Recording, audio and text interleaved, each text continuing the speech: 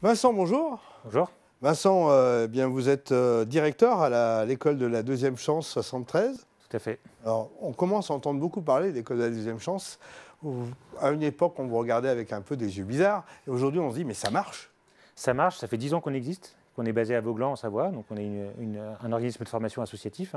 Et effectivement, en 10 ans, on a accompagné plus de 800 jeunes avec généralement 60-70% d'insertion. 60-70% d'insertion, ça c'est un chiffre qui parle.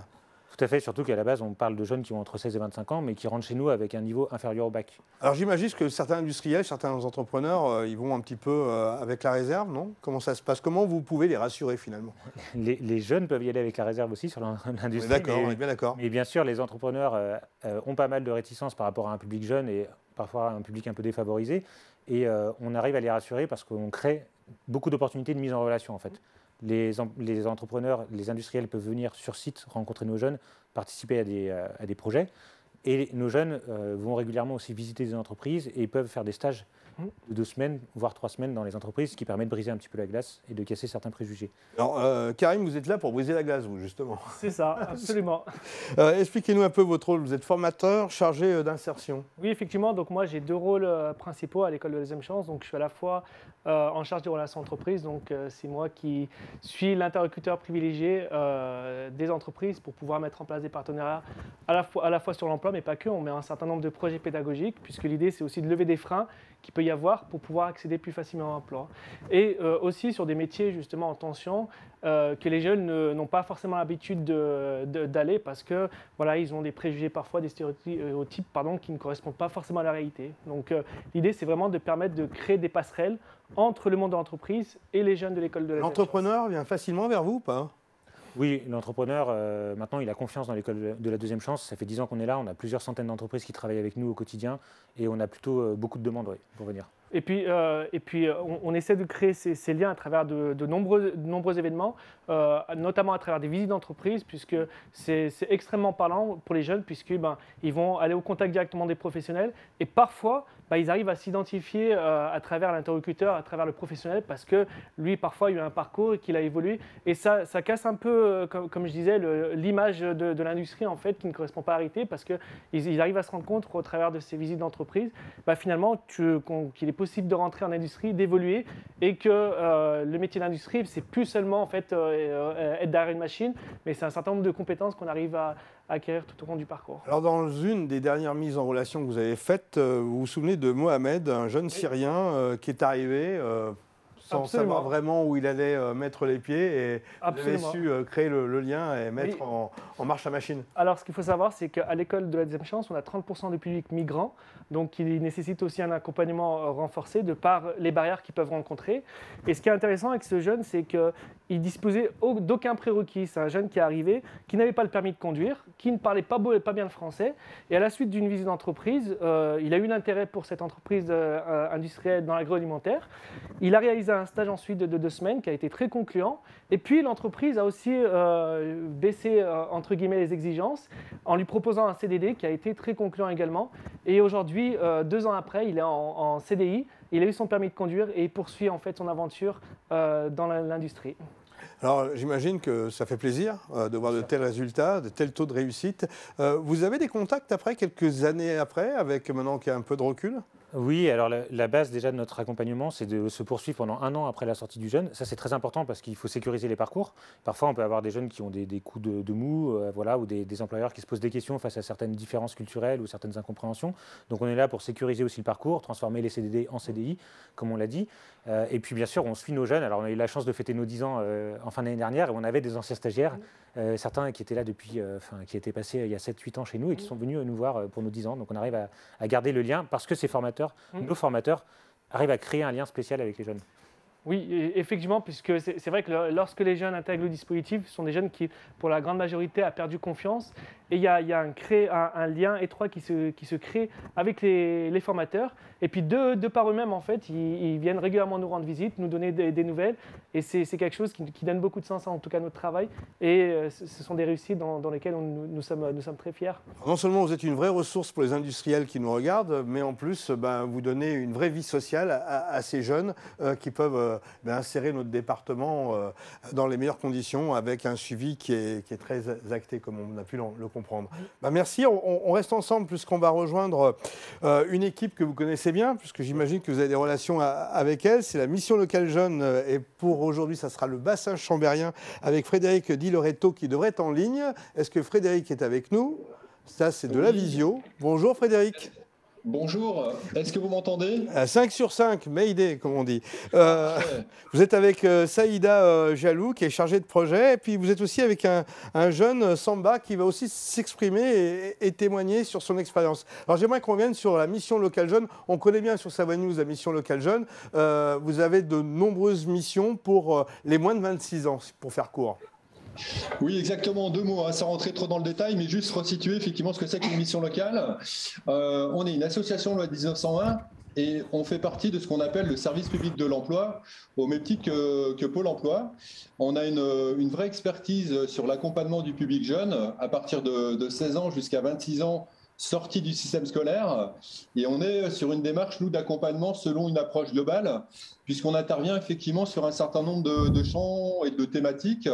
On intervient à la fois sur le champ de l'emploi, on peut intervenir sur le champ de la formation, on peut être présent sur le champ du logement, on peut être présent sur le champ de la mobilité, on peut être présent sur le champ de la citoyenneté.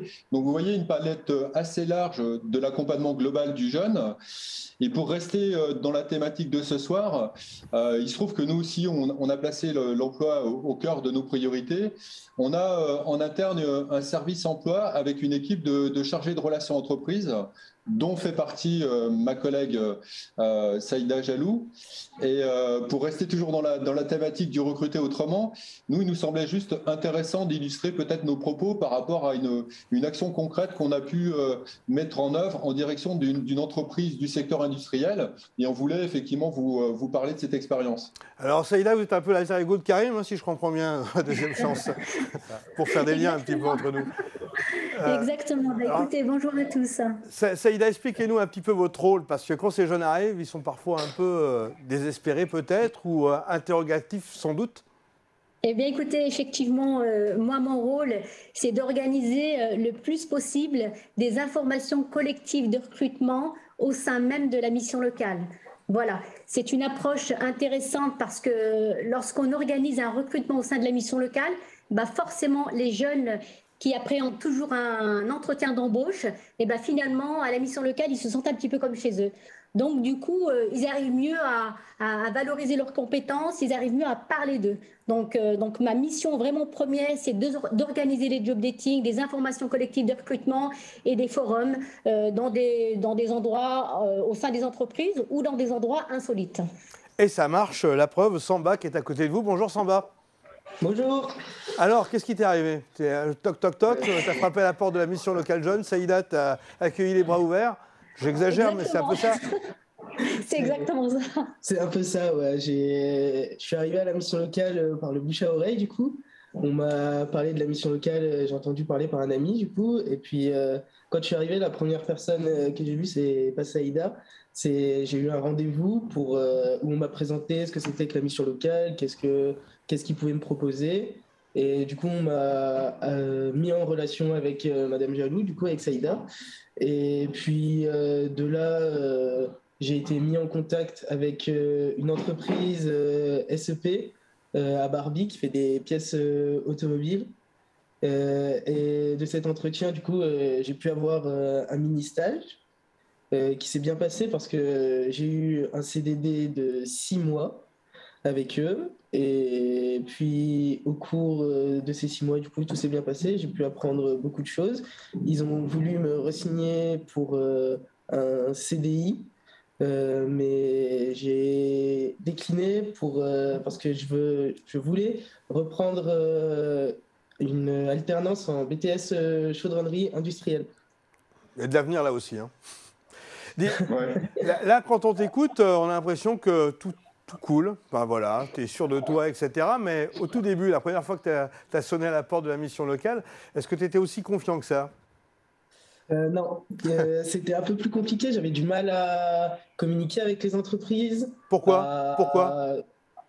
Parce que j'avais pas les clés. Justement, il me manquait des clés de communication. Ils m'ont fait des exercices de mise en situation d'entretien d'embauche, du coup, où j'ai vraiment appris à structurer ma pensée, ce que je voulais dire. Parce que moi, j'ai pas eu beaucoup d'expérience professionnelle avec des entretiens, etc.